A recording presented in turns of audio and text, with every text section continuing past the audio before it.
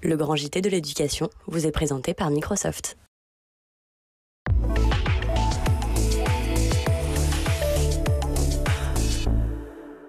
Bonjour à tous et bienvenue dans le Grand JT. Tout de suite, le sommaire.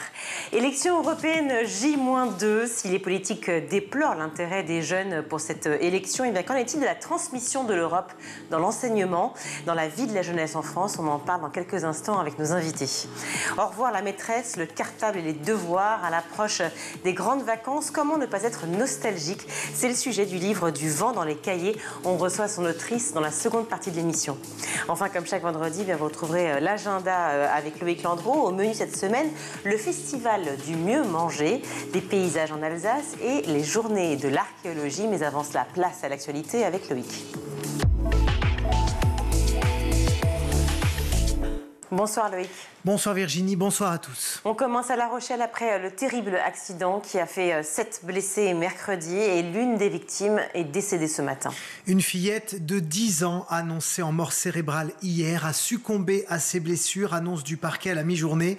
Elle faisait partie de ce groupe d'enfants en sortie vélo avec un centre de loisirs, percutée frontalement par une femme de 83 ans dans le centre-ville de La Rochelle. 4 enfants sont encore hospitalisés là où d'autres ont effectué leur retour en classe. C'est le cas de Mathilde qui est sortie de l'hôpital mercredi avec des béquilles suite à une blessure à la cheville. Son père, Nicolas, a confié à nos confrères d'RMC son soulagement d'avoir retrouvé sa fille indemne et il demande des décisions fortes. C'est un drame dans le drame. Et on ne doit pas vivre ça. Il faut des contrôles pour éviter des drames similaires. Une cellule de crise a été ouverte dans l'école où sont scolarisés ses enfants et les autres parents d'élèves ont peur. Mustapha a un fils de 10 ans qui se déplace régulièrement à vélo dans cette ville réputée habituellement plutôt sûre pour les cyclistes et les piétons. En tant que parent, c'est compliqué parce que ça peut être le nôtre, quoi. C'est ça qui est difficile à entendre. Moi, il fait du vélo, il vient tout là. Sa mère, elle l'a ramené aujourd'hui, il vient tout le temps en vélo. Non, on peut plus, on a peur. Je vous assure que c'est une crainte maintenant. Une sortie en vélo est prévue mercredi prochain avec le centre de loisirs. Certains parents ont déjà indiqué que leurs enfants n'y participeraient pas. Quant à la conductrice du véhicule, elle n'a pas encore été entendue par la police. Elle est toujours internée en unité psychiatrique spécialisée. Et on pense bien sûr très très fort à la famille. On en vient aux élections européennes. Des milliers de lycéens majeurs vont pouvoir enfin voter pour la première fois sans trop savoir pour qui. Et oui, c'est le grand flou pour ces jeunes dont la majorité sont effectivement des primo-votants. À Niort par exemple, une quarantaine d'élèves ont suivi un atelier sur l'Union européenne hier. Une quinzaine d'entre eux vont devoir faire leur choix ce dimanche, mais selon cette enquête de France Info, ils ne savent pas encore pour qui ils vont voter, ni même s'ils vont se rendre dans l'isoloir, tant cette élection leur semble éloignée de leurs préoccupations quotidiennes. C'est le cas de Chania, 18 ans. Elle nous dit « J'ai peut-être des trucs à faire dimanche en famille, et puis je n'y connais rien. Je ne m'intéresse pas à la politique quand j'en entends parler aux infos. Souvent, je trouve que c'est n'importe quoi. Beaucoup de conflits pour rien. » Quant à Pacôme, 18 ans, il affirme, lui, qu'il va voter comme ses parents et qu'il réserve son vrai choix pour les présidentielles.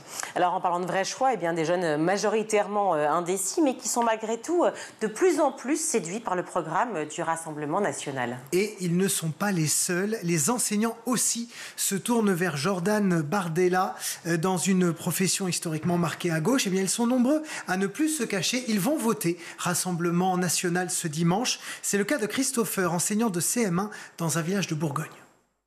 En l'état actuel des choses, il n'y a rien qui bouge, donc on va peut-être essayer de passer sur un autre braquet, quoi. Et les drames qui sont passés récemment, on voit plus de sécurité pour les écoles, plus de fermeté par rapport aux agressions sur les professeurs. Je pense que c'est pour ça qu'un professeur sur 7 va s'orienter vers ce vote. Selon un récent sondage Opinionway, 15% des enseignants ont déclaré vouloir voter RN lors de ces élections européennes. Sur un tout autre sujet, plusieurs associations vont porter plainte contre la RATP pour provocation directe à la consommation d'alcool à l'encontre des mineurs. France Asso Santé, la Ligue contre le cancer, l'Union nationale des associations familiales, la Fédération nationale des amis de la santé et l'association Entraide Addicts. Elles se sont regroupées et elles vont déposer une plainte au tribunal de Paris pour protester contre l'abondance des publicités pour l'alcool dans le métro, surtout d'ailleurs à proximité des écoles. Elles en ont même fait un clip de sensibilisation. Regardez.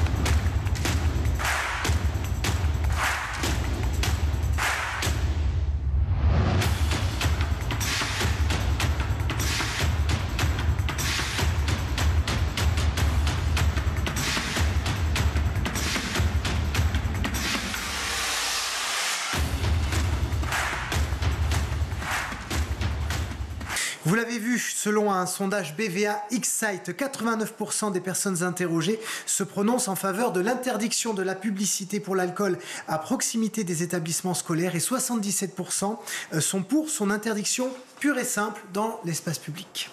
On en a beaucoup parlé ces derniers temps, bien sûr, de la Nouvelle-Calédonie. Les écoles s'apprêtent à rouvrir après un mois d'émeutes. Des établissements scolaires qui sont fermés depuis le 13 mai et dont certains sont endommagés, voire complètement détruits. Ceux qui le peuvent vont rouvrir progressivement à partir du 17 juin pour les primaires. Il faudra attendre le 19 ou le 20 juin pour les collèges et pour les lycées. Les cours vont reprendre le 24 juin. Concernant les examens terminaux des lycéens, justement, eh bien, il va y avoir un recours au contrôle continu, comme ce fut le cas pendant le confinement lié au Covid. Et on termine avec cette initiative. Des élèves de CE2 ont écrit et composé une chanson pour Big Flo et Oli. Et le duo de rappeurs toulousains se produira demain et dimanche dans sa ville natale. Et 2 classes de CE2 ont travaillé toute l'année à l'écriture et à l'enregistrement d'une chanson qui leur est dédiée. Ça s'appelle « À l'école ». Et voici un extrait. Allez hop, tout le monde debout, avance bien avec nous. Allez hop, tout le monde debout, oh les cœurs et joie beaucoup. Allez hop, tout le monde debout, avance bien avec nous. Allez hop, tout le monde debout, oh les cœurs et joie beaucoup. Les 2 établissements ont également formulé une invitation à Big Flo et Oli pour qu'ils viennent les rencontrer et chanter cette chanson avec eux. Alors, les rappeurs n'ont pas encore donné leur réponse, mais on sait qu'ils aiment beaucoup faire des petites surprises à leurs fans. Donc, on n'est pas à l'abri, justement, que ces élèves puissent interpréter cette chanson avec leurs idoles. Vous suivrez évidemment très bien le dossier. Bien sûr. Voilà, on aura l'info. Merci beaucoup, Loïc. L'Europe vote ce dimanche, mais les jeunes s'intéressent-ils au scrutin? C'est la question. Et surtout, quels sont les enjeux pour ces jeunes, les enjeux au niveau européen? Quel impact dans leur vie et comment l'Europe est-elle enseignée? On en parle tout de suite avec nos invités.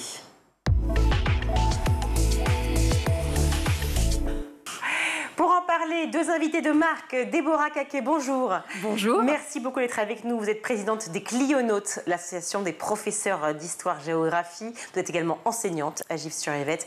Enseignante à la fois d'histoire, j'imagine, et de géographie et d'éducation morale et civique. Alors, effectivement, les 3, et puis aussi en spécialité, à GGSP. Très bien. Boris Valbaum, bonjour. Bonjour Virginie. Merci beaucoup d'être avec nous. Vous êtes fondateur et CEO du Forward College. On dit ça comme ça, hein? Exactement. On va en parler précisément du Forward College, mais en un mot, une proposition. C'est une grande école européenne qui se propose de développer les étudiants sur l'ensemble de leurs formes d'intelligence.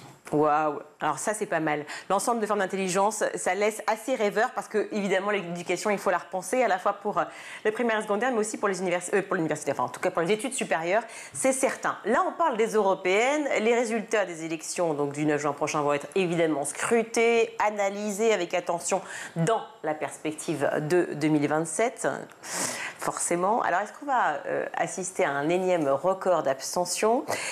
On sait que cette tranche d'âge, les jeunes ne sont pas forcément enclins à voter. Peut-être que vous me contredirez. Non, je ne sais pas. En tout cas, les enquêtes d'opinion révèlent que cette jeunesse, et on en a parlé dans le JT, est de plus en plus amenée à voter Rassemblement national ou LFI, en tout cas, vers les extrêmes. Est-ce que déjà, c'est assez nouveau, ça? Est-ce que vous le ressentez, Déborah Caquet, dans vos cours, puisque vous parlez forcément en EMC, en histoire, est-ce que vous avez l'impression qu'à la fois l'engagement, mais l'engagement politique est plus présent? Alors d'abord, je travaille dans un établissement qui n'est pas exactement dans un grand bassin géographique de recrutement du Rassemblement national. Déjà. Vous voulez dire qu'on vote plutôt centre-gauche, quoi. Exactement. On vote plutôt centre-gauche, centre-droit, les écologistes, des partis qui sont, somme toute, assez classiques. Les extrêmes, alors il y en a, mais ça reste vraiment, vraiment marginal. Par contre, vous allez dans d'autres établissements, vous allez par exemple dans le sud de la France, dans l'Académie de Nice, vous allez avoir une autre ambiance, par exemple, ou même sans aller jusque dans l'Académie de Nice, dans certains endroits en Île-de-France, où vous allez retrouver quand même une voix extrême beaucoup plus importante que chez moi, c'est sûr. Au Forward College, qu'est-ce qu'on propose comme type de formation? J'imagine que la politique aussi, peut-être la géopolitique de manière générale et le business qui finalement est aussi au cœur de cette formation-là, amène les élèves à aussi s'intéresser à la politique? Je dirais que nous, la formation qu'on propose sur l'Europe, c'est la vie européenne. Puisque nos étudiants font leur première année à Lisbonne, leur deuxième année à Paris et leur troisième année à Berlin, et qu'ils sont immergés dans une population européenne, puisqu'en fait, une promotion de Forward est à peu près représentative de la démographie européenne. Donc c'est ça la vraie expérience de l'Europe que l'on leur offre. C'est une vraie formation, parce qu'effectivement, nouer des liens d'amitié, ou plus d'ailleurs, quand on est français avec un ou une espagnole, un ou une suédois ou suédoise, effectivement, ça suppose de développer une sensibilité culturelle, une compréhension de la culture, etc. Alors ça, j'imagine, le côté culture, effectivement, les rencontres, de pouvoir se faire des amis et effectivement et voyager, c'est formidable. Mais là, je parle vraiment des élections européennes et de l'intérêt pour l'Europe. Est-ce que vous avez l'impression qu'au sein de l'école, eh bien, vos étudiants s'intéressent vraiment à la chose, entre guillemets, européenne? Non, pas particulièrement quand ils commencent. Ils ont d'abord envie de voyager et ils le deviennent. Et je pense que c'est une vraie réalité. Nous, on est venus vers l'Europe, moi personnellement, plutôt par l'histoire, par voilà, ce que vous enseignez, Déborah. Et eux, ça commence à devenir un peu lointain. Alors, on est en train de célébrer le débarquement et la réconciliation franco-allemande, mais c'est quand même quelque chose qui connecte beaucoup moins générationnellement avec les jeunes aujourd'hui. Et donc, la vraie façon de recréer l'Europe avec eux, et le lien européen, c'est de la vivre, l'Europe. Alors justement, donc on sort de 4 années assez anxiogènes, hein. On l'a tous vécu, le Covid, les guerres, l'inflation, la crise des agriculteurs. Et d'ailleurs, la PAC, on a parlé beaucoup de la PAC, et donc la PAC est au centre évidemment de l'Europe. Est-ce que c'est une façon aussi, l'actualité, d'amener ces jeunes à pouvoir se réinterroger sur notre place ici en France par rapport à l'Europe? C'est très dur. C'est très dur parce que il faut bien se placer dans le contexte d'une classe où on a un emploi du temps qui est extrêmement contraint, où quand on va parler d'Europe, c'est plutôt en fin d'année. Et quand vous arrivez avec une question comme la politique agricole commune, avec les agriculteurs, il faut bien voir que déjà là-dessus, les élèves n'ont que très peu de références culturelles. Pour eux, la campagne, ça reste très très lointain, hein. C'est éventuellement un paysage de vacances et c'est tout. Donc, amener l'Europe par ce terrain-là, ça va pas forcément susciter des vocations ou un waouh, ah oui, tout d'un coup, ça me parle.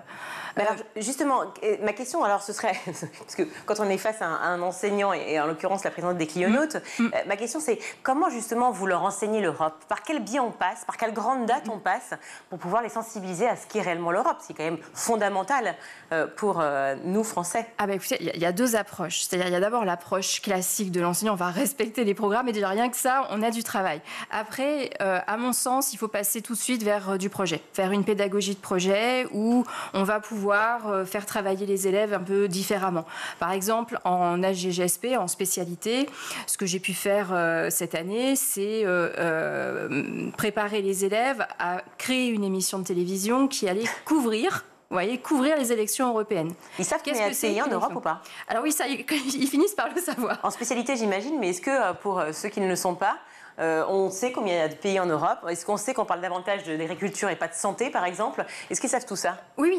Oui, ils savent tout ça parce qu'ils sont obligés de travailler sur le contenu. C'est-à-dire qu'une fois qu'on leur a planté le décor d'une émission, voilà, il va falloir parler de ça, il va falloir présenter des cartes, il va falloir expliquer quels sont les pays qui sont plus abstentionnistes que d'autres, quels sont les thèmes de campagne. Mais forcément, derrière, il va falloir travailler. Et là, dans ces cas-là, on obtient des résultats parce que les élèves se projettent de façon concrète dans le travail. Après, il y a une autre façon de faire aussi, c'est de faire venir des intervenants extérieurs. Je pense par exemple à une initiative qui s'appelle Retour à l'école, qui se fait alors en partenariat avec l'Éducation nationale et puis avec les institutions européennes et qui permet aux employés, fonctionnaires des institutions européennes de revenir, alors c'est souvent dans leurs propres établissements, pour expliquer aujourd'hui quel est leur métier, ce qu'ils font exactement. Et donc, c'est ce que j'ai fait dans une de mes classes où, dans mon établissement, nous avons fait venir une ancienne élève du lycée qui travaille maintenant à la commission et qui a pu aborder très concrètement des sujets sur ce que fait l'Europe. Parce qu'il y a vraiment cette dimension qui est importante, c'est ce que l'Europe fait. C'est pas simplement ce qu'elle est. Si on en reste, je dirais, un schéma des institutions, ça va se rajouter à la longue liste des cours sur les institutions politiques. Et en général, c'est pas les cours où on a l'attention maximale. Par contre, si on commence à rentrer dans le vif du sujet, dans la fabrique de l'Europe, dans la fabrique de l'unité au quotidien, eh bien là, ça devient intéressant. Et donc, par exemple, cette intervenante avait parlé de ce qui était en cours à ce moment-là sur la cybersécurité au niveau européen, sur toutes les questions du numérique. Et ça avait intéressé les élèves. Et il y avait en plus un questionnement concret. Mais alors, comment ça se passe ? Vous intervenez quand exactement ? Est-ce que vous allez au Parlement ? Vous qui êtes à la commission ? Enfin, vous voyez, il y a des questions qui sont vraiment des questions où on plante le décor.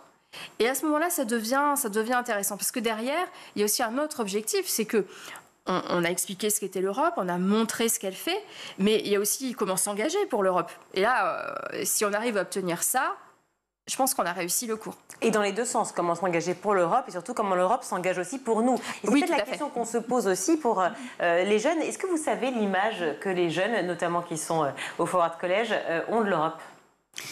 C'est-à-dire qu'il y a une image en arrivant, il y a une image en repartant.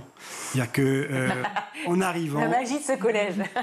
Mais c'est une réalité. Enfin, je veux dire, quiconque vit l'Europe n'a pas envie de retourner dans un univers plus étriqué. Il y a quand on est jeune, on est curieux des autres, on apprend vite, y compris les langues.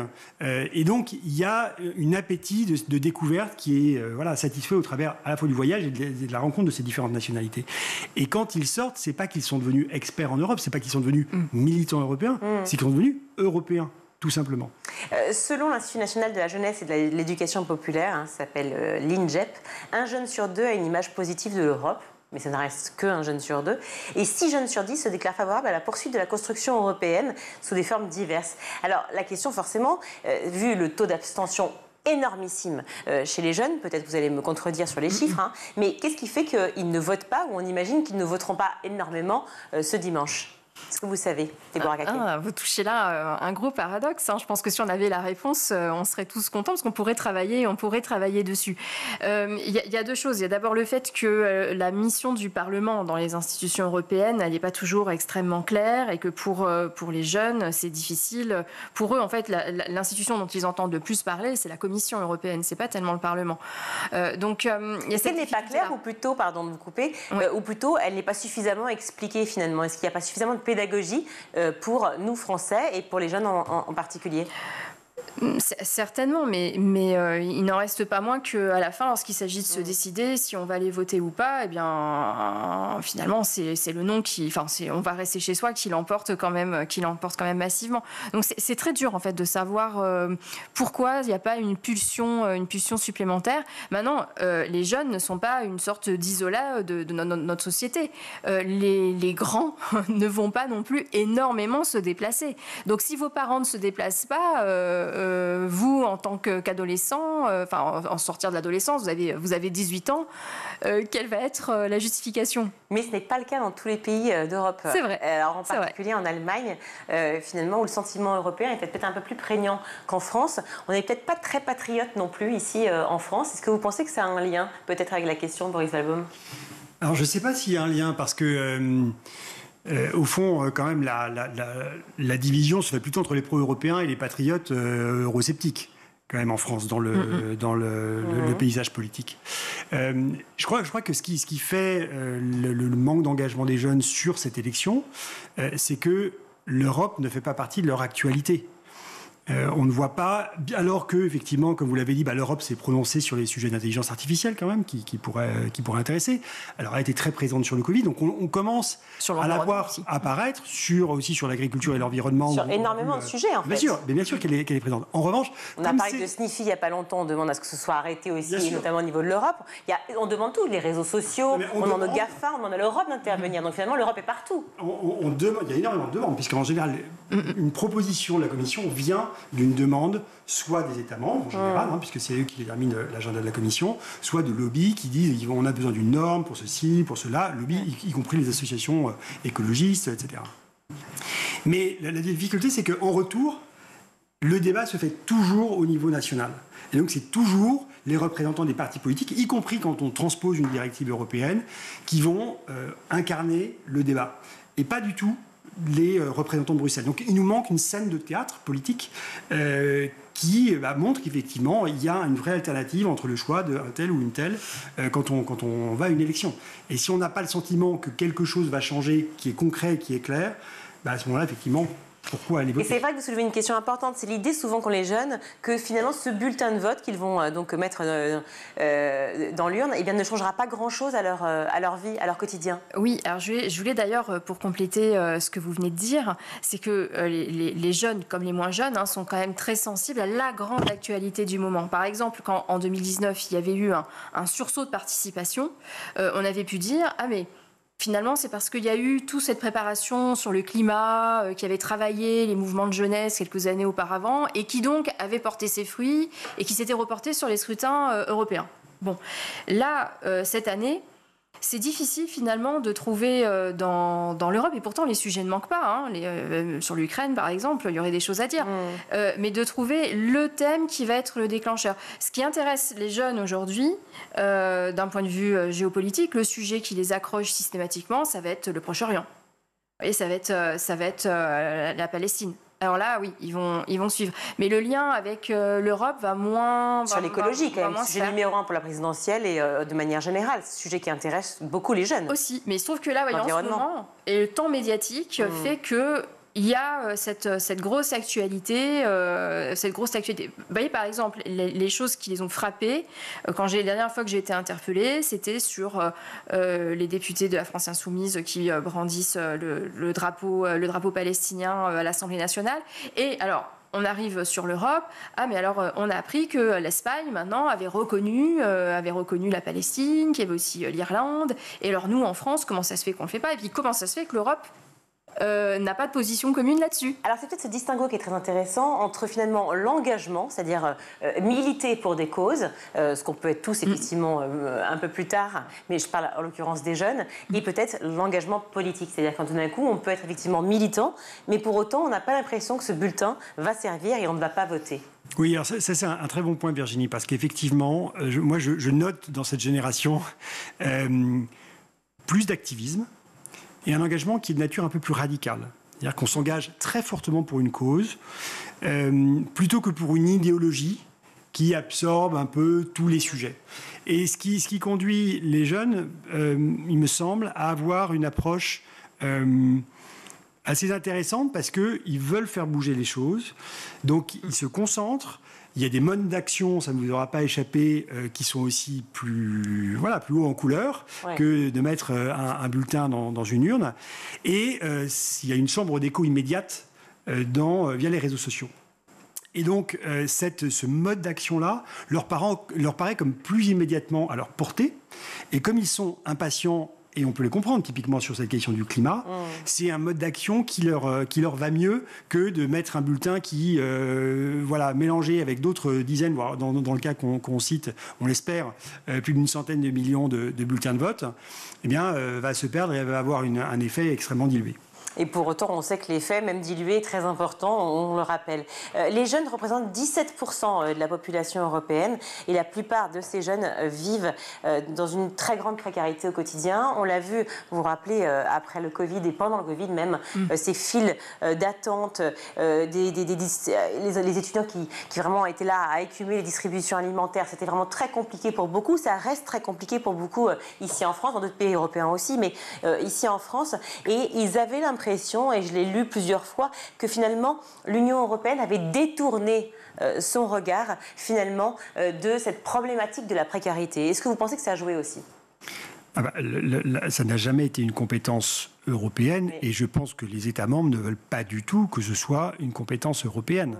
Pour tout un tas de raisons, mais parce que c'est quand même... Ça paye politiquement, si je puis dire, de s'occuper de sujets de précarité. Donc on aura tendance, les États nationaux ont plutôt tendance à déléguer des choses qui sont un peu compliquées à gérer politiquement. Donc ils n'ont pas du tout envie de déléguer ça. Et je ne sais pas d'ailleurs s'il y a une vraie attente de l'Europe sur le sujet de la précarité. Non, j'entends très bien ce que vous dites, mais effectivement, c'est parce que je crois réellement que le lien qui est fait, et qui est de dire en gros, mon quotidien, ma réalité, c'est ma précarité.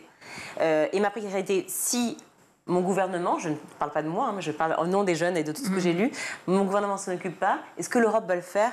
Pas forcément non plus, donc dans les deux cas, je ne vais pas voter. Est-ce que c'est le sentiment aussi qu'on retrouve auprès des étudiants ? Oui, je pense que c'est ça. C'est qu'à partir du moment où même l'échelon de proximité, et encore l'échelon national n'est pas tout à fait dans la proximité, a abandonné ou mis de côté le traitement social de la pauvreté, l'Europe apparaît comme un interlocuteur encore plus lointain. Donc non. Autre point qui fait qu'on a l'impression que l'Europe est loin, c'est qu'on n'est pas très bon en langue en France. Franchement, on ne peut pas se mentir. Peu de Français parlent très très bien une langue, encore moins deux langues. Alors forcément, avec le fondateur et CEO du Forward College, on y va, on va parler portugais, on va parler allemand et bien sûr français. J'espère un peu d'anglais aussi. Ah bah oui, tout se fait en anglais. Hein, donc, voilà. mais ils ont des cours de portugais à Lisbonne, des cours de français à Paris, des cours d'allemand.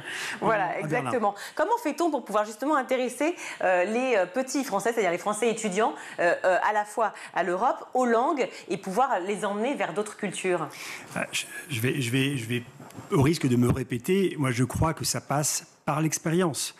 Si vous créez des amitiés parce que vous avez fait un échange, un mois dans un autre pays, vous allez, c'est par le bas qu'elle s'apprend l'Europe, qu'elle se vit de façon enthousiasmante pour cette génération.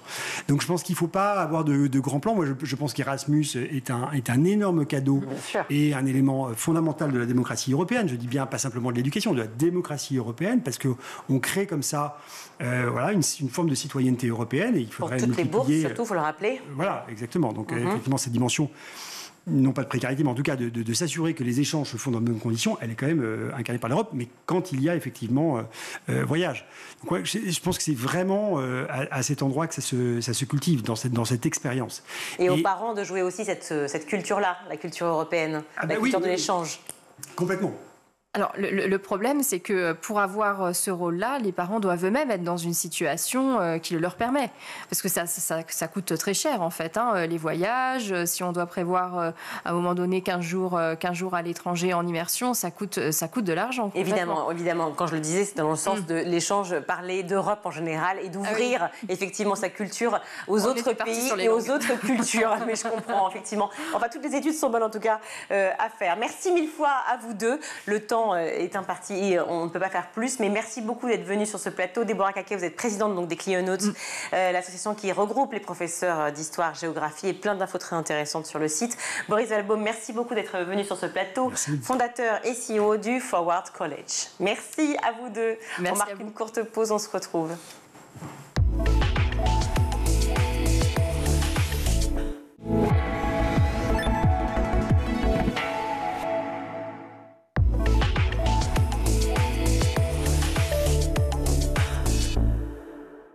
De retour dans le Grand JT, je suis ravie d'accueillir avec Loïc Camillossini. Bonjour. Bonjour. Merci d'être avec nous. Vous êtes l'autrice de nombreux livres BD, Une glace à la mer, Des nœuds dans les cheveux et ce petit dernier qui débarque le 12 juin, je crois. C'est ça. Du vent dans les cahiers, voilà, par les éditions Glénat. Une très belle bande dessinée, très jolie, très poétique. Une ambiance particulière dans le sac de Charlie. Pas le moindre petit cahier, juste des billes, des jeux, une corde à sauter, parce qu'aujourd'hui, c'est le dernier jour d'école. Le dernier jour d'école, justement, qu'est-ce qu'on a envie de faire ? On a envie de sauter, de jouer, de penser aux vacances et à la fin des cours, bien sûr, et juste de s'amuser. Qu'est-ce qui vous a inspiré pour écrire ce livre ? Souvent, mon expérience personnelle et celui de ma fille aussi, que je revis à travers elle. Elle a quel âge votre fille ? Alors j'en ai une de 14 ans et une de 2 mois. Ah oui, d'accord, donc c'est celle de 14 ans celle de 14. Qui attend à chaque fois avec impatience finalement la fin des cours. C'est ça, et comment je vis avec elle ouais. ça. Toujours super excitation. En général, on entend plutôt ça toute l'année, c'est plutôt ce qu'on attend. Et qu'est-ce que vous vouliez faire passer comme message à travers du vent dans les cahiers ? C'est l'idée de liberté peut-être ? Oui, et puis que même si l'école, il y a des contraintes, le dernier jour, on est tous heureux et tristes à la fois de quitter les amis. C'est ce que je ressens aussi. Quitter les maîtresses, quitter les amis, tout ça, il y a un mélange à chaque fois de joie, mais de petite nostalgie toujours. L'école, c'est le lieu effectivement où on apprend, le lieu où on enseigne, mais c'est aussi un lieu de socialisation déjà avant cela. On rencontre ses amis, où on vit plein de choses, sans les parents aussi. Du coup, une vie indépendante. Mais c'est surtout que les vacances ne seraient rien sans l'école.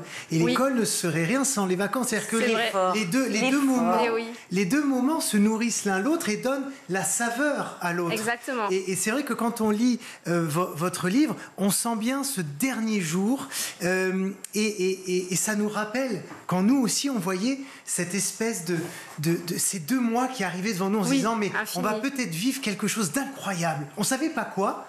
Mais on sortait de l'école et on se disait on a 2 mois là pour vivre plein de trucs. Puis on a l'impression que ça va durer infiniment en fait. C'est ça, une éternité ces fameuses vacances. Oui.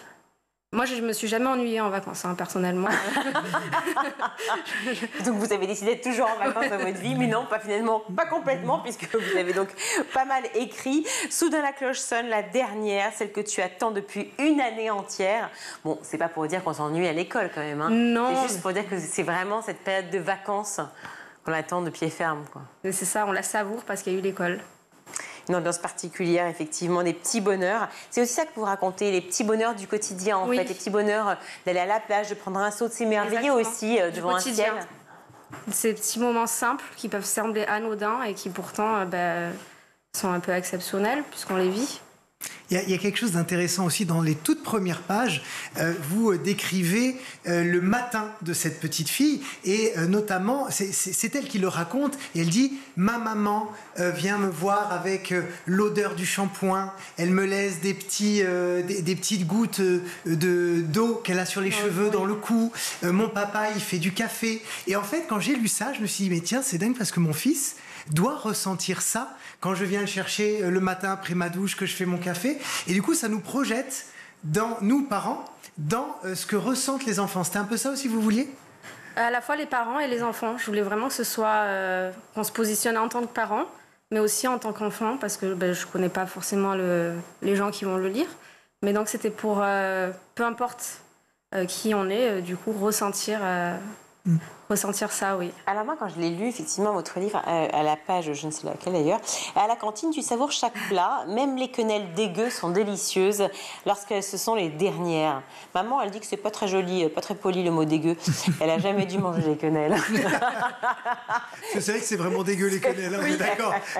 Et moi, j'en ai mangé qu'à la cantine, personnellement. J'en ai jamais remangé. Oui, c'est vrai que c'est pas évident. Non. Bon, en fait, ça dépend qui les fait, bien sûr, la même histoire. Mais c'est vrai qu'il y a toujours des plats de cantine, on se demande pourquoi ils sont là finalement. Peut-être parce qu'ils ne sont pas extrêmement chers, peut-être que c'est plus facile à élaborer. Mais c'est vrai que la cantine, ça reste un moment où on se dit c'est quand même chouette que ça s'arrête, quoi. Oui. A priori, oui. Peut-être qu'il y a des cantines super qui existent. Oui, bien sûr, heureusement. C'est un sujet qui revient souvent, les problèmes de cantine. Dans l'école de ma fille, d'ailleurs, c'est... Et c'est ce moment, je parle de la Libération, effectivement, on le voit avec les illustrations qui sont d'ailleurs magnifiques. Oui, c'est Julien Arnal. Illustration magnifique, Libération, cri de joie et les cartables qui volent. C'est aussi une façon de dire, bon, c'est chouette d'apprendre, mais il y a un moment, on est quand même débarrassé de la contrainte des devoirs. Ah oui. Toujours ces devoirs qui pourrissent un peu la vie. Est-ce que pour décrire ces personnages, il y a des personnes de votre entourage dont vous avez repris les traits de caractère ? Je m'inspire un peu de tout le monde. C'est vrai que je pense à mes parents, à ma fille. Il n'y a pas un personnage en particulier, je dirais. Mais c'est un gros mélange. Et la suite du vent dans les cahiers, il y a la reprise de l'école. J'y ai pensé à faire justement le jour de la rentrée, qui on imagine que c'est pas le jour le plus joyeux, et pourtant. Mais j'ai surtout en fait Camille Pétille. Camille Pétille, alors ça j'ai les premières épreuves, je ne peux rien vous dévoiler, mais je voudrais quand même que vous en disiez un tout petit mot avant de nous quitter. Qu'est-ce que c'est Camille Pétille ? Camille Pétille, c'est plus une BD où on est sur un format, c'est des planches de gag, où on a une famille avec, il y a 2 sœurs, dont Camille qui est la plus jeune, avec des parents. Et Camille, elle a tendance à se poser beaucoup de questions, que ce soit philosophiques ou sur la vie en général, ou le quotidien aussi, parce que c'est un sujet que j'aime bien reprendre. Oui, j'aime bien m'inspirer du quotidien. Et donc, c'est leur vie de famille avec, à la fois, parfois des gags et parfois un peu plus philosophiques aussi, oui.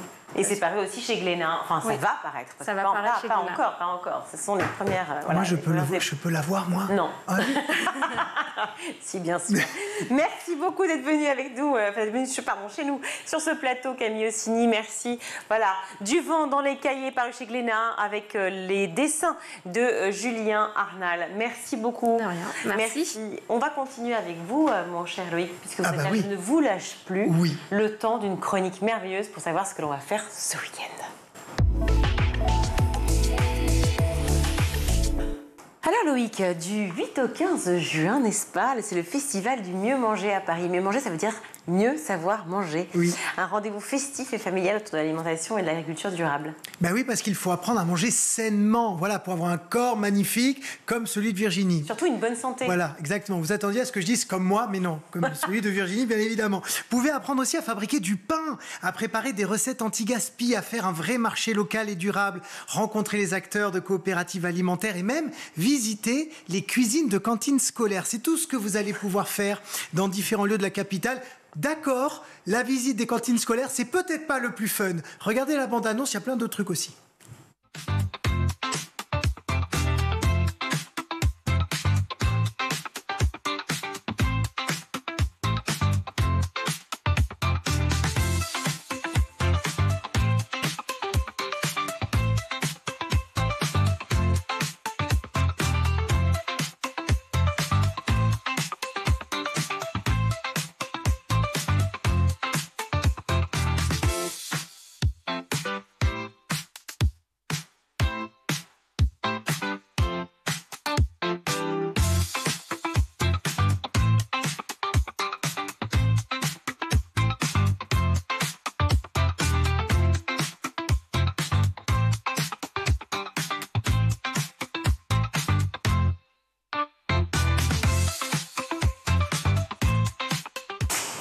Pour être encore plus précis, si vous êtes du côté du 12e arrondissement de Paris, vous allez pouvoir cueillir du fenouil, des radis, des betteraves, de la rhubarbe et toutes les productions d'une exploitation qui est basée dans le bois de Vincennes pour en faire donc des plats anti-gaspi. Parce que notamment pour les radis, eh bien vous pouvez manger le radis, mais les feuilles de radis, ça se cuisine. Voilà, d'où l'anti-gaspi. Et vous les cuisinez comment ?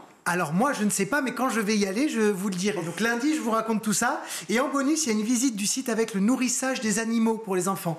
Vous allez aussi pouvoir confectionner des tartines fleuries à la ferme urbaine de Charonne, c'est dans le 20e arrondissement, sur une parcelle de 6700 m² au-dessus des réservoirs d'eau. Le site dispose d'une grande serre bioclimatique de 2000 m² de culture en jardinière ou en pleine terre. Et là, vous allez pouvoir récolter des fleurs comestibles et des micro-pousses. Et vous allez confectionner vos tartines sucré ou salé, tout le programme sur paris.fr. Et on va continuer extrêmement naturellement avec les journées nationales de l'agriculture qui ont lieu partout en France. Ça a commencé ce matin, ça termine dimanche. Il y a des centaines d'exploitations qui ouvrent leurs portes gratuitement au public pour vous permettre de constater comment elles travaillent. C'est l'occasion de montrer aux enfants et aux ados de quelle manière on produit du lait, du fromage, des fruits, des légumes. Vous serez au plus près des animaux, bien sûr, ça avec les enfants ça marche toujours. Il y aura des visites guidées, des dégustations, des forums aussi autour des formations et de l'emploi en milieu agricole. Voici quelques images de l'édition 2023 en Bretagne.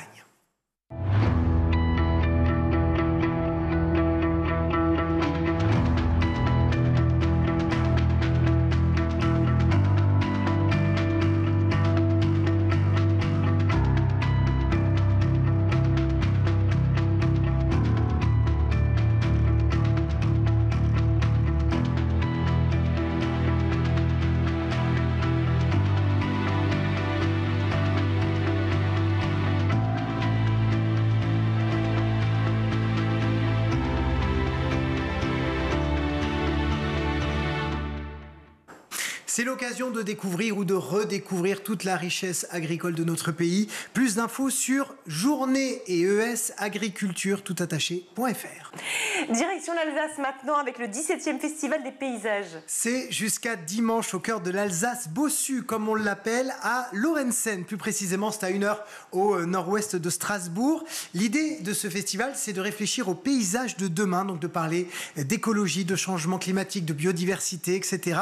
Et donc dimanche, dimanche, pour la clôture, il y aura une grande journée pour petits et grands. Ça va commencer avec une rando apéro.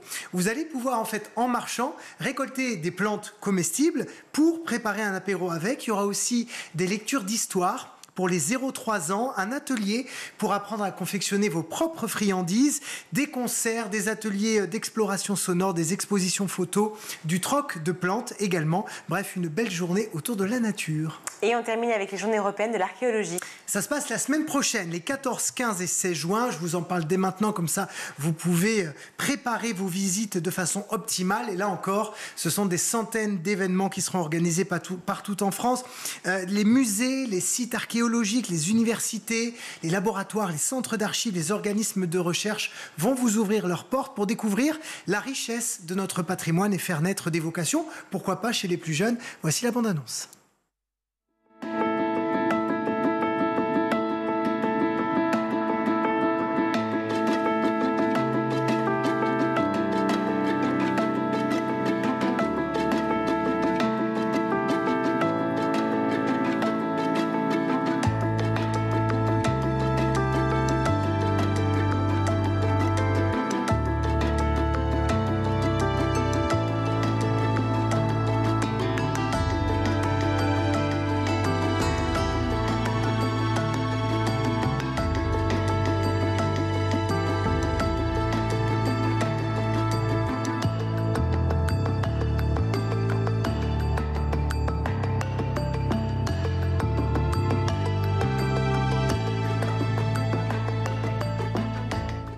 Allez, quelques idées concrètes que je vous ai sélectionnées. La Cité de la Préhistoire sera en libre accès et gratuit en plus à Orniac-Lavenne, c'est en Ardèche, tout comme le musée gallo-romain de Néris-les-Bains, c'est dans l'Allier.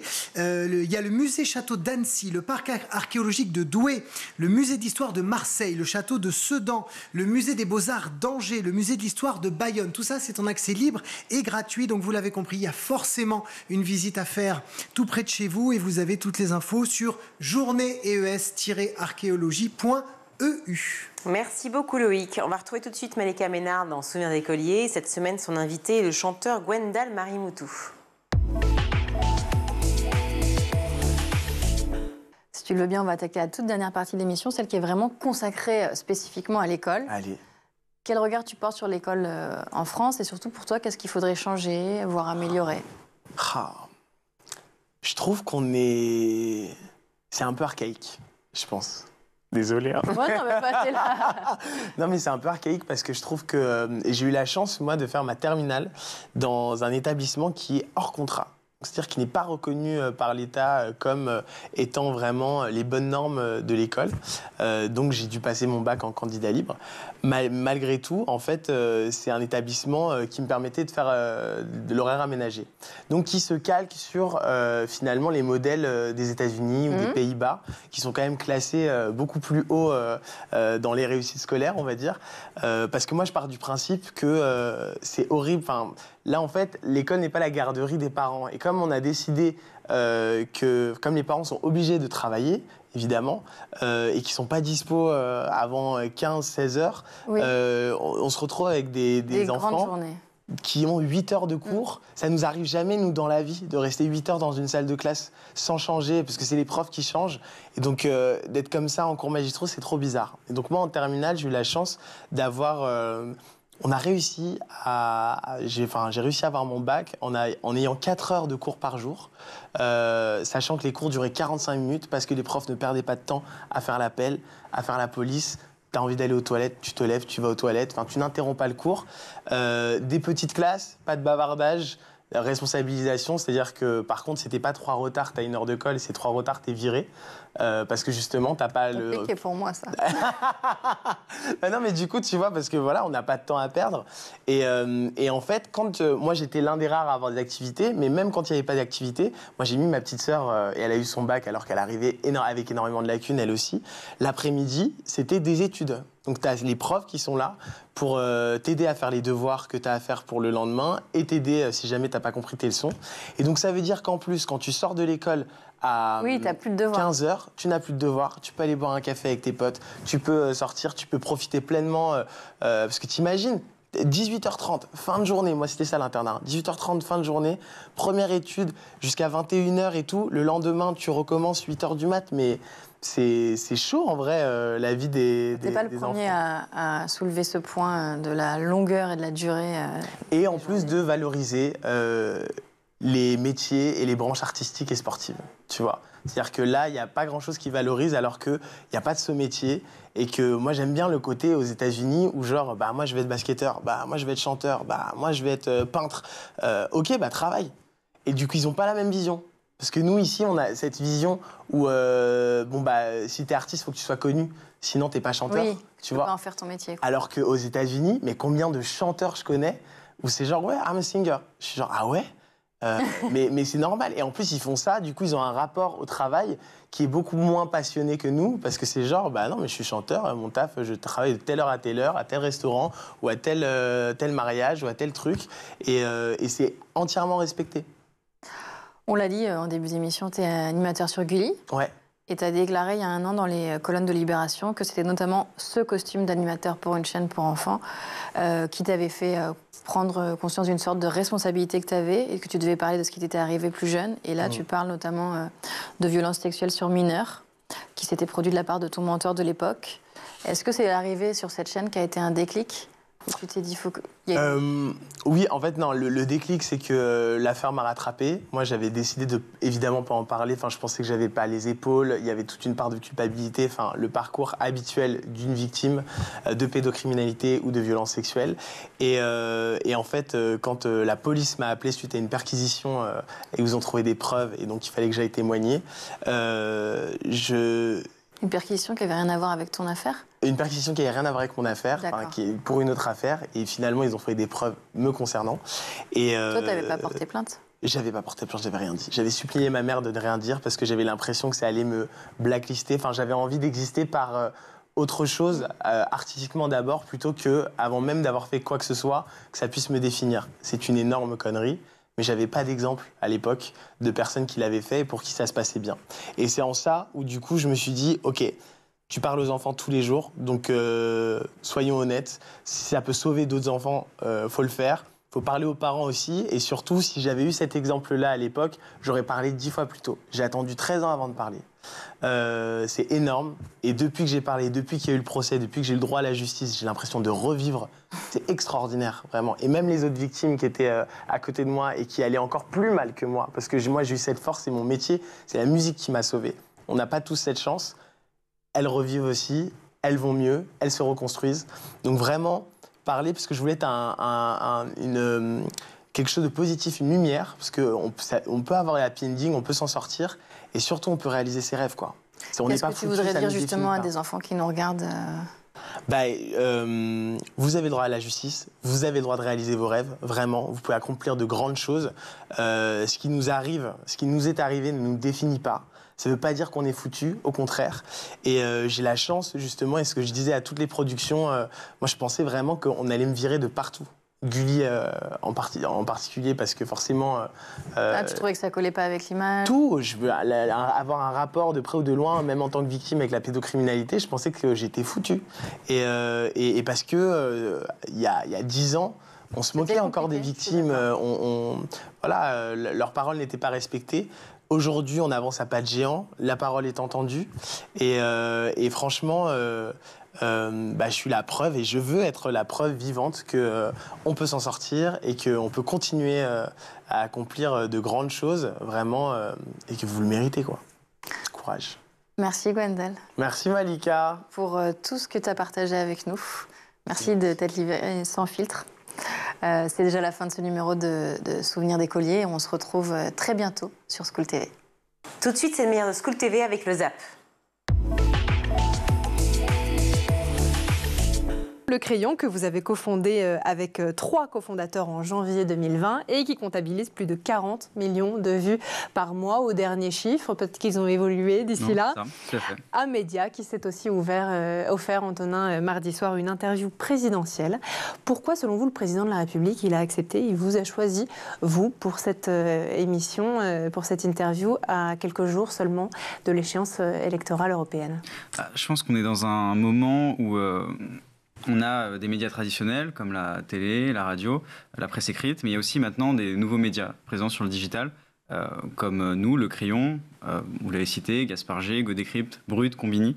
Et je pense qu'aujourd'hui, il y a une part d'audience non négligeable, notamment chez les jeunes, qui s'informent chez les médias digitaux natifs du web. Et donc, on regarde directement sur nos réseaux sociaux les informations, des débats, des interviews. Et donc, je pense que le président a voulu parler justement à cette génération-là qui s'informe majoritairement sur des médias digitaux. Comment vous avez préparé cette interview? Vous avez interrogé votre communauté, c'était un grand secret. En tout cas, c'est l'impression que vous avez donnée les jours précédents. Comment vous avez choisi les thématiques, au-delà des européennes, que vous avez abordées avec le président de la République? En fait, ça s'est fait dans un cadre particulier, puisqu'on a accompagné le président lors de sa visite d'État en Allemagne. Et donc, on a suivi le président, justement, qui faisait cette visite d'État, justement, alors qui avait été annulée, qui devait avoir lieu en 2023, qui finalement a eu lieu cette année-là, juste avant les élections européennes. Et donc, on a voulu parler d'Europe, de jeunesse et de démocratie avec le président. Il se trouve que le hasard du calendrier l'a placé juste avant les élections européennes. Oui. C'est pour ça qu'on a parlé aussi d'Europe. Mais l'enjeu, c'était vraiment de s'adresser justement aux jeunes et de comprendre un peu cet enjeu de pourquoi est-ce que les jeunes ne veulent pas, finalement, ne vont plus voter et comment ils s'engagent aujourd'hui et comment le président de la République le reçoit, le fait que les jeunes ne votent plus aujourd'hui. Et alors notamment, vous proposez des répliques super punchline à certaines phrases. Donc quand on vous dit, si vous en souvenez pas, j'ai mon anti-sèche, hein, quand on vous dit, mais ça c'est un jouet pour les garçons. Oui, par exemple, on peut dire, ah bon, mais il faut un pénis pour l'utiliser. Si la réponse est oui, c'est que ce n'est peut-être pas un jeu pour enfants. Et il y en a d'autres comme ça. Hors de question que mon fils joue à la poupée. Oui, parce qu'il risquerait de devenir... un bon père peut-être. Voilà. Et il y en a tout un tas. Je peux dire les barrettes, les sandalettes, c'est pas pour les garçons. On pourrait dire c'est pour les gens qui ont des cheveux, pour les gens qui ont des pieds. Enfin, en fait, voilà, on peut par l'humour désamorcer un petit peu ces représentations, je crois. Et il consiste en quoi ce conseil métropolitain des jeunes? C'est vrai que vous parlez d'engagement et de citoyenneté. J'imagine qu'il doit donner sa pleine mesure, justement. Oui. Alors, le Conseil métropolitain des jeunes, c'est un groupe de jeunes d'un collège sur deux environ qui fait un mandat de 2 ans à la métropole. Donc là, on a un groupe de jeunes qui commencent leur mandat cette année. Je les accompagne d'ailleurs aujourd'hui à l'Assemblée nationale. Chouette. Pour visiter les institutions. Et... ils se réunissent régulièrement, au moins une fois par mois. Ils sont organisés en commission et ils choisissent la thématique sur laquelle ils veulent travailler à partir des compétences de la métropole. Okay. Donc l'année dernière, au mandat suivant, ils ont beaucoup travaillé sur les questions de gaspillage alimentaire. Cette année, ils ont souhaité s'orienter sur les questions du cœur. Donc ils veulent travailler sur la métropole du cœur et les questions de solidarité. D'accord. Qui sont aussi une compétence de la métropole. D'accord. Donc ils organisent leurs travaux. On est encore... ils n'ont pas tout à fait terminé leur première année de mandat, donc les choses s'organisent petit à petit. C'est-à-dire qu'ils vont être amenés par exemple à faire des maraudes, pourquoi pas, ou aller soutenir telle ou telle association? Tout à fait. Alors là, le choix dépend de leur priorité. Ils vont participer également, parce que ce qui est intéressant, c'est qu'ils développent à la fois des actions propres pour eux, et ils s'intègrent aussi dans des manifestations importantes que la métropole organise. Et donc, par exemple, là, nous organisons en ce moment le Printemps des Solidarités, eh bien, les jeunes du COMET, du Conseil métropolitain des jeunes, vont prendre une place en organisant, eux, une table ronde, en invitant un certain nombre d'organisations qu'ils ont trouvées intéressantes pour leur implication sur les questions de solidarité, et ils vont les faire intervenir. Et donc, c'est eux qui vont organiser le débat. Mais vous comprenez malgré tout que les oppositions, comme d'autres médias plus traditionnels, puissent un peu grincer des dents, comme ils le font depuis quelques jours, en apprenant que vous avez interviewé notamment le chef de l'État et que donc son temps de parole est décompté, ou pas forcément d'ailleurs, en amont des européennes, et qu'ils ne viennent pas dans leurs médias eux, et plutôt dans ce qu'ils considèrent parfois, vous, ne pas être un média. Ils peuvent ne pas nous considérer comme un média. En tout cas, les émissions, je pense que les émissions qu'on fait avec sérieux, les publications qu'on publie sur Instagram, TikTok et tous les autres réseaux sociaux prouvent que justement, on traite les sujets de manière sérieuse et qu'on peut être qualifié de média. Malgré le fait que vous ne soyez pas journaliste. Malgré le fait que nous, les fondateurs, on n'est pas journalistes, on est entrepreneurs, on n'est pas journalistes. On a des équipes qui travaillent et qui font du travail journalistique. En revanche, nous reprocher de recevoir le chef de l'État, moi, ça ne me viendrait pas l'idée d'aller reprocher à qui que ce soit, à quelconque média, reprocher de recevoir un responsable politique, que ce soit le chef de l'État ou quelqu'un d'autre. Pour créer du débat et notamment auprès des jeunes. Oui, exactement. Exactement. Et surtout pour que comme vous le dites, de sensibiliser les jeunes justement à cette question sur la démocratie. Et je trouve que si on peut avoir une voix et que le président puisse parler aux jeunes et que ce soit chez nous qu'il le fasse, je trouve ça très bien. Bon, en tout cas, c'est tout ce qu'on vous souhaite. Beaucoup de succès, évidemment, pour votre média. Et puis, les Européennes, on le rappelle, dans 2 jours, samedi. Et votre message, j'imagine, c'est à tous les jeunes d'aller voter. Oui, complètement. Et d'ailleurs, c'est pas parce qu'on n'est pas inscrit sur les listes électorales qu'on ne peut pas aller voter. Voilà, il faut le savoir, parce que c'est en général, on dit de s'inscrire sur les listes électorales quand on déménage, parce que du coup, on ne peut pas les voter, mais à 18 ans, on est inscrit sur une commune dans laquelle on habite. Tout à fait. Et dans ce cas-là, sur cette commune-là, on est toujours inscrit par défaut, donc on peut toujours aller avec sa carte d'identité, aller voter aux élections européennes. Et ce qui est très important aussi, c'est d'éduquer au consentement, d'enseigner le consentement de manière très simple, très concrète. Vous dites, on avait fait une émission spéciale ici à l'occasion de la sortie d'ailleurs d'un Que sais-je sur le consentement, qui est une approche très juridique et juridico-philosophique, parce que ça vient du droit. Et là, vous dites, attention, parce que si on va par là, on ne va pas s'en sortir. Voilà, l'idée, c'est pas de parler forcément du terme consentement à des enfants de 4 ans, mais par contre, prendre l'habitude, même avant de faire certains soins, avant d'embrasser, et d'exprimer aussi que nous, des fois, on n'a pas envie d'être touché ou autre, et pareil pour le ou la petite camarade. Mon corps m'appartient, je suis... Exactement, avoir ces discussions régulièrement. Tu me demandes, sois aimable de bien vouloir me demander mon avis. Exactement. Et arrêter de faire des bisous à la terre entière, notamment. C'est ça, voilà. Ce qui n'est pas toujours évident. Grande tante, parce que ça tombe toujours sur la grande tante, typique. Bon, voilà. Mais apprendre à nos enfants qu'ils ont le droit de dire non et que leur non mérite d'être entendu. Voilà. Vous faites aussi pas mal d'actions en termes de protection hygiénique, et on sait qu'il y a une urgence très concrètement en France, et là aussi vous avez œuvré pour mettre en place le plus de distributeurs possible. Alors, en ce qui concerne les collèges, oui, nous avons installé des distributeurs de protection périodique dans les toilettes des collèges. Alors, au départ, on voulait mesurer l'intérêt, la faisabilité. Au départ, on était parti sur 21 collèges.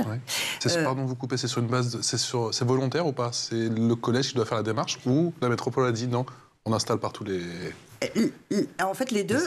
Quand on est parti sur une expérimentation, et donc les 21 collèges qui ont été choisis, c'est des collèges qui étaient déjà impliqués dans des actions éducatives autour de l'égalité filles-garçons. Donc, qui avaient déjà fait venir des associations, qui avaient déjà un discours à ce sujet. C'était quand même plus simple pour nous.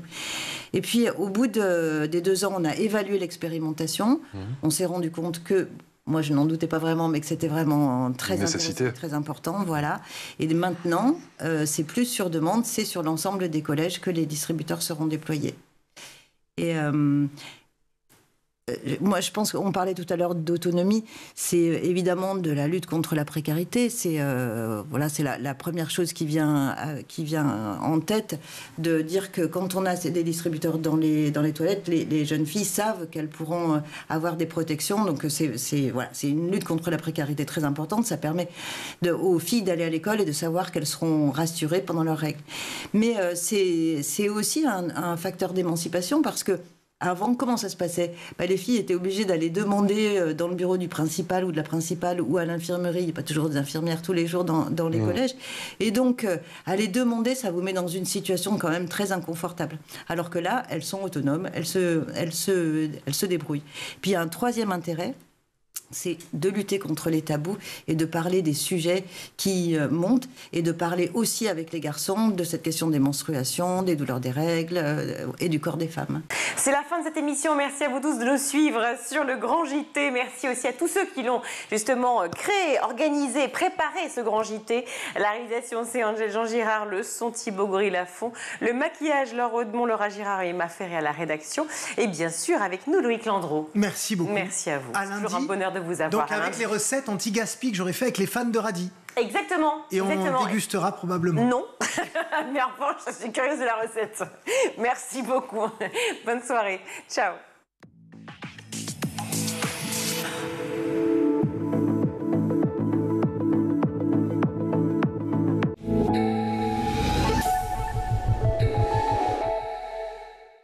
Vous avez regardé le Grand JT de l'éducation avec Microsoft.